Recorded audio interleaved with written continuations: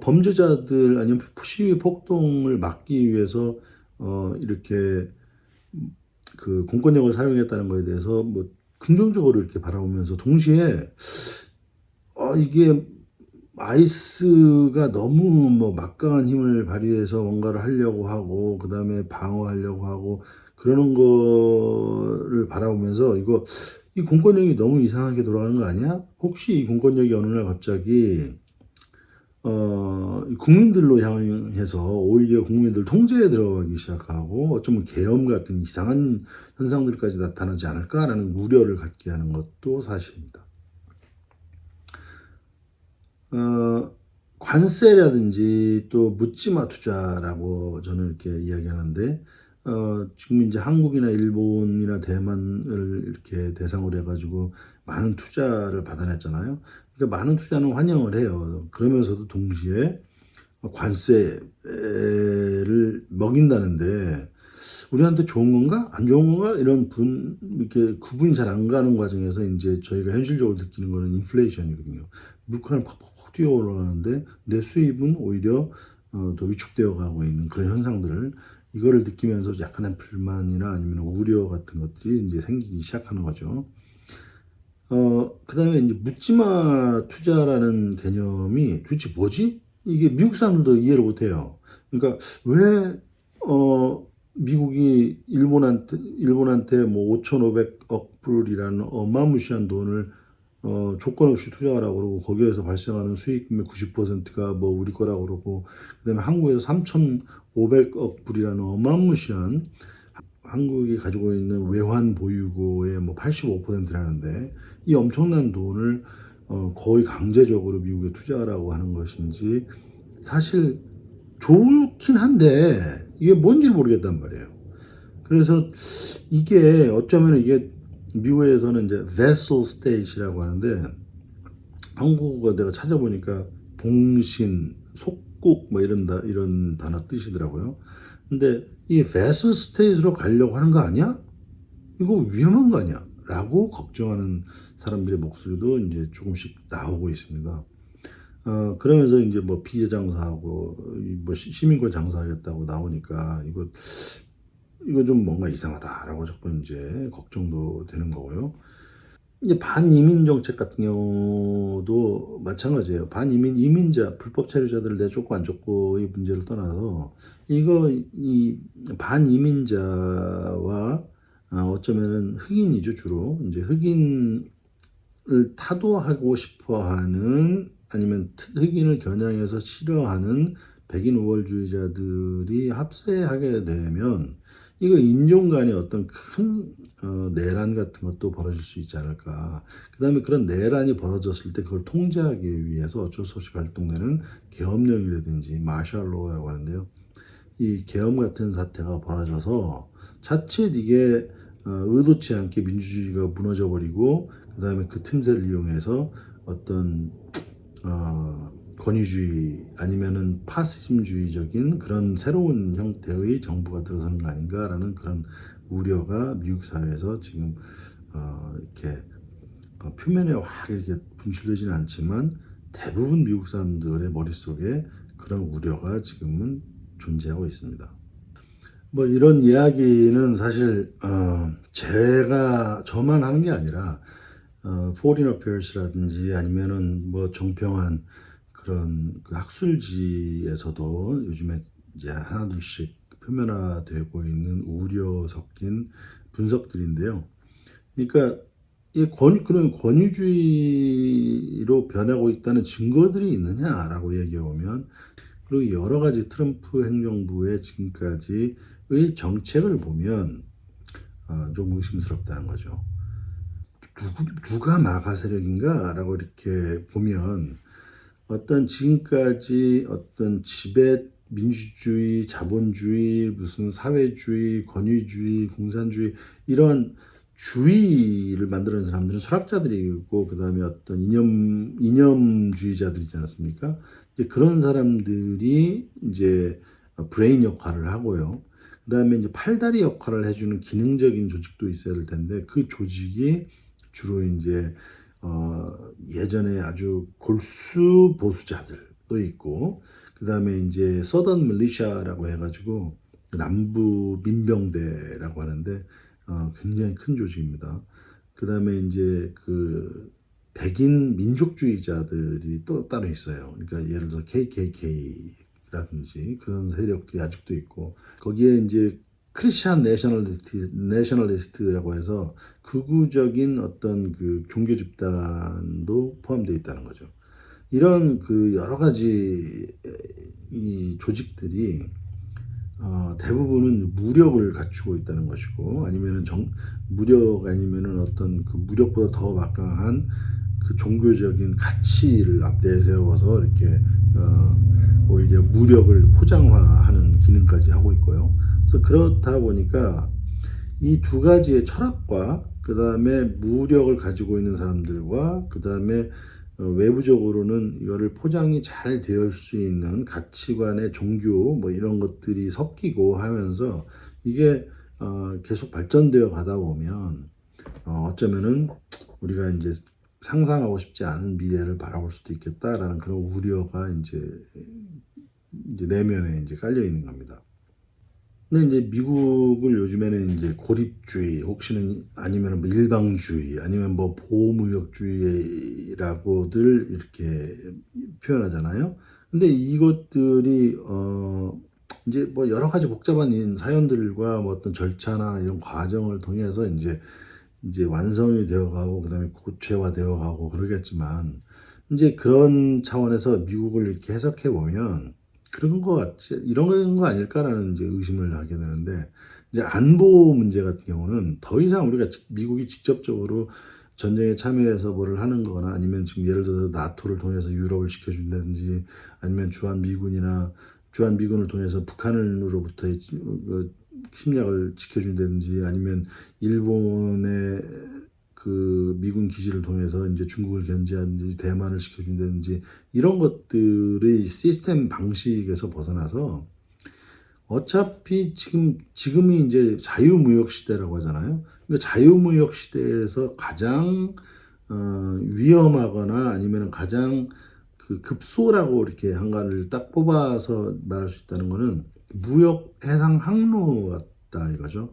그러니까 무역 항로를 미국이 보호해주지 못하면 이 나라 저 나라 이제 뭐 국가적인 차원에서의 어떤 해적 행위가 벌어질 거고, 그런 해적 행위가 벌어지면은 누가 지켜줄 거냐 이거예요. 그런 해적 행위가 몇 번만 벌어져도 거의 국가 간의 무역 거래는 불가능해져 버립니다. 그래서 무역 항로에 대한 보호권으로 이제 미국이 어떤 안보의 어떤 그 축을 잡아가지 않을까라는 그런 이제 의심도 하고 있고요. 분쟁이 벌어졌을 때 예를 들어서 뭐 캄보디아와 태국의 마찰이 벌어졌단 말이에요. 그래서 이 사람들한테는 관세, 너네들 계속 싸우면 관세를 응징할 거야 라고 해서 약간의 협박을 이용한 중재, 그 수순을 벗어나서 정말 또 전쟁이 벌어진다면, 그러면 미국의 입장에서는 그냥 안보를 이용한 장사나 하겠다라는 생각을 하지 않겠습니까? 무기를 팔을 수 있는 것이고, 그 다음에 그 한편을 들어줌으로써 이득을 취할 수도 있는 것이고요. 그러니까 이제 안보를 주제로 한 국가 경제를 만들어 가겠다라는 그런 생각도 하고 있는 것 같아요. 지구 환경 문제에 대해서 트럼프가 어제 이제 유엔 연설에서 들어보니까는 환경 문제 그거 거짓말이다. 그 사람이 바보가 아닌 이상 그걸 정말로 환경 문제가 사기다라고 그렇게 생각하셨습니까? 지금 국제적으로 이렇게 어느 나라를 봐도 이게 지금 온도가 올라가고 있고, 지구 평균 온도가 올라가고 있고, 그 다음에 지금 북극의 얼음이 녹아가서 내려가고 있고, 그걸로 해서 북극 항로가 이제 만들어지고 있고, 이거를 이용해서 저희가 그린랜드를 뭐 사겠다는 뭐 이런 이야기를 하는 사람이 그걸 지금 모르겠냐고요. 아는 거죠. 아는데 이게 대안이 없잖아요. 대체 방법이 없잖아요. 그러니까 대체 방법도 없기 때문에 문제도 없다고 봐야 된다라는 가정을 가지고 있는 것 같다는 거죠. 만약에 그렇다 그러면 이 지구 온난화가 가져올 결과가 뭐냐라고 이렇게 보는 거죠. 그러면 이거는 식량 문제다. 그러면 식량을 어떻게 확보하고, 그 다음에 확보한 식량을 어떻게 배분함으로써 미국이 갑의 입장에서 식량 문제를 맞이하게 될 나라들을 다스릴 것이냐의 계획이나 준비, 뭐 이런 것들을 하고 있지 않겠습니까? 그런 것들을 운영하는데 민주주의 방식으로는 거의 불가능한 거죠. 민주주의 방식이라는 것은 국제적인 어떤 의견을 모아서 이거를 다만 환경 문제를 어떻게라도 개선하려고 하는 최소한의 노력을 같이 공조하자라고 하는 것이 이제 입장이겠지만, 파시즘적인 어떤 움직임이라는 것은 그냥 강경한 거죠. 강경하게 안 되는 건 안 되는 거고, 그다음 현실을 받아들여서 이제 뭐 앞으로 벌어질 식량 문제에 대해서 그걸 어떻게 할 것인가 고민하고 준비하겠어 라는 그런 어떤 자기 뭐 이익적인, 자기 중심적인 그런 생각들을 가지고 이제 새로운 글로벌 세계 시대를 열어가고 있는 거 아닌가 그런 생각도 들고요. 근데 지난번에 팬데믹이 벌어졌을 때 미국이 굉장히 그걸 큰 타격으로 느꼈어요. 실질적으로 마스크 한 장 사줄 수 없는 거예요, 미국이. 그래서 이제 우리 메릴랜드 주에 같은 경우는 주지사께서 레리 호건이라는 주지사 그 부인이 유미 호건이라고 한국 분이잖아요. 그래서 우리 재외동포 중에 한 분이신데 그분 덕분에 한국에 어떻게 연결이 되고 그다음에 한국의 어떤 특별한 조치의 혜택을 입어서 저희 같은 경우는 이제 마스크도 그렇고 테스트 용품도 그렇고 해서 충분히 이제 공급을 받을 수 있었는데 그러지 못한 나머지 49개 주 같은 경우는 어떻게 했어요? 그러니까 이런 팬데믹을 겪으면서 처절하게 느낀 거죠. 이게 우리 국내에서 뭔가를 생산해야지 이게 생산하지 않다 보니까 오히려 이거를 가지고 결정적인 순간에 우리 목을 딱 쥐고 흔들어 버리더라라는 그런 처절함을 겪으면서 이제는 바이오 인더스트리라든지 특히나 이런 것들을 전부 다 미국을 끌고 들어와야 되겠다라고 하는 미국 국민들 전체의 어떤 이렇게 공동의 의견이 만들어지고 이제 그런 것 같습니다. 그리고 그런 것들이 자꾸 연료처럼 자꾸 이렇게 어떤 요구가 벌어지다 보니까 그게 어쩌면 이렇게 약간 권위주의적인 국가로의 변화에 어떤 명분을 제공해주고 있지 않나 그런 생각도 들고요. 그래서 어찌됐거나 미국이 지금 분명한 것은 새로운 형태의 지배 방식을 원하는 것 같다라는 저는 합리적인 의심을 하고 있는 겁니다. 그런데 이게 지금 현재 진행되고 있는 이런 변화들이 앞으로 이제 3년을 더 간다. 그러면 제 개인적인 생각일 뿐만이 아니라 일부 전문가들의 리포트를 읽어보면 그런 우려가 나오는데 어쩌면 3년이라는 시간이 이렇게 모든 걸 바꿔낼 수 있는 충분한 시간이다라는 해석이 나오고 있어요. 특히나 지금 같은 경우는 의회까지도 공화당 주도이기 때문에 민주당으로서 이렇게 저항하거나 반대하거나 바꿀 수 있는 것들이 그렇게 많지 않아요. 또 하나는 그러면 중간선거인데 2026년 중간선거인데 이게 결정적인 아마 계기가 될 거라고 봐요. 근데 이때 예를 들어서 민주당이 의회를 다시 민주당 쪽으로 이렇게 뺏어오면 그나마 트럼프 행정부를 견제해서 민주주의가 훼손되지 않는 상황에서 어떤 이런 필요 욕구 사항들을 채워나갈 수도 있겠지만 만일 이번 중간선거에서도 공화당이 다수당으로의 위치를 지켜낸다면 그 뒤는 정말 아무도 예측하기 어려운 거죠. 그래서 이번 중간선거의 결과가 굉장히 중요하게 됐거든요. 그런데 이제 이렇게 트럼프가 일방적으로 정책을 막 몰고 가도 별로 이렇게 목소리를 낼 수 없었던 분위기였는데 이번 조지아에서 벌어진 현대 그다음에 LG 엔솔 공장 근로자들의 구금 사건으로 인해서 미국의 어떤 이런 민주당에도 그렇고 공화당 내부에서도 그렇고 이건 정말 잘못된 거 아니야? 이거 정말 국익에 오히려 반한 행동 아니야?라고 해서 그런 목소리들이 이제 서서히 나오기 시작했고요. 찰리 커크라는 사람이 이제 저격당하면서 다행히도 찰리 커크를 저격한 사람이 뭐 민주주의 세력에 포함된 사람이 아니라 오히려 극우적인 성향을 가진 사람이라는 그런 이야기도 나오거든요. 그래서 그 사람에 대한 뭐 이야기, 그 다음에 또 그걸로 만들어내지게 되는 음모론, 또는 찰리 커크의 사망과 관계된 이 톡쇼 호스트에 대한 어떤 방송 규제, 뭐 이렇게 장악하려고 하는 언론 탄압, 뭐 이런 것들이 사실 이제 공화당 내부에서도 반대 의견이 이제 서서히 나오고 이제 그런 상황이라서 조금은 반대 의견이 나올 수 있는 틈이 생겼다라는 점에서는 긍정적으로 생각을 하고요.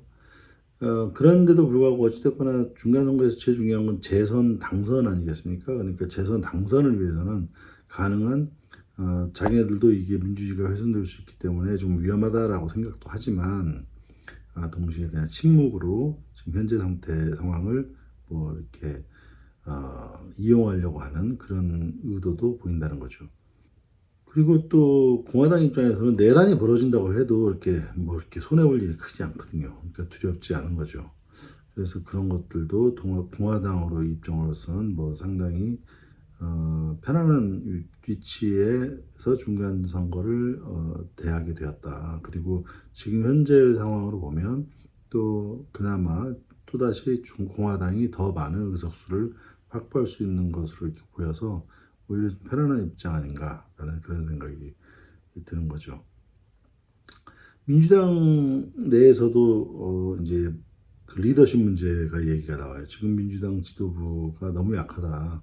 그 낸시 펠로시 의장, 이분이 아마 제가 기억하기로 21선, 22선 아마 그렇게 될 거예요. 2년씩 21선이면은 사실 42년, 44년 뭐 이렇게 되는 거 아닙니까? 그래서 그 낸시 펠로시 같은 그 분들이 어떤 리더십을 발휘하지 못하면서 이제 현재 위치를 쥐고 있기 때문에 오히려 이제 친이스라엘 뭐 정책 이런 것들에 너무 집중하다 보니까 이제 일반 서민들, 일반 당 지지자들의 만족을 이렇게 시켜주지 못하고 있고, 뭐 여러 인물들이 지금 이제 등장을 하기 시작하는데요. 이제 그분들의 리더십이 과연 이 어려운 상황을 극복해 나갈 수 있을 만큼의 어떤 그 카리스마나 아니면 다이나믹한 정책 변경 아니면 그 위치 선정 이런 것들을 해나갈 수 있을 것이냐에 대한 기대는 그렇게 크지가 않아요. 또 두 번째는 지금 와서 이제 좀 상식적인 국민들한테 어떤 동의를 얻어낼 수 있을 만한 상식적인 정책을 지금이라도 와서 할 수 있느냐. 뭐 안타깝지만 트럼프가 이미 선점을 하고 있기 때문에 이제는 더 이상 그 룸이 별로 없다는 거예요. 그래서 결국에는 트럼프나 마가 세력을 이길 수 있는 것은 트럼프나 마가가 자책골을 넣는 것밖에는 기대할 게 없다라는 게 약간 회의적인 시각들이기도 합니다. 제가 드리는 말씀의 어떤 근거가 뭐냐라고 이렇게 물어보실 분들도 있을 것 같아서 제가 이제 뭐 데이터를 약간 이렇게 모아봤습니다. 특히나 이제 로이터의 여론조사 결과 내용인데요. 민주당의 62%가 새 지도부를 원하고 있습니다. 나오지 않고 있고요. 민주당의 입장에서는 지금 지지자들의 86%가 여론조사 결과를 보면 지금 어젠다를 잘못 잡고 있다. 딴소리 지금 하고 있다. 앞으로의 어떤 그 가능성에 대해서 제가 이렇게 낮게 보는 겁니다. 그 다음에 이제 민주당 73%가 이제 Political Action Committee라고 해서 정치 자금 문제에 대해서 지적을 하고 있고 이걸 우려하는데요. 미국의 정치 자금법에 대한 아주 이게 결정적인 흠인데 3,500명의 10만 불 이상 후원자들이 200불 이하씩 지지하고 후원하는 700만 명의 액수와 같다는 거예요. 700만 명의 목소리보다는 3,500명으로 함축되어 있는 이익 집단의 목소리가 당연히 민주당 안에서 커질 수밖에 없는 거죠.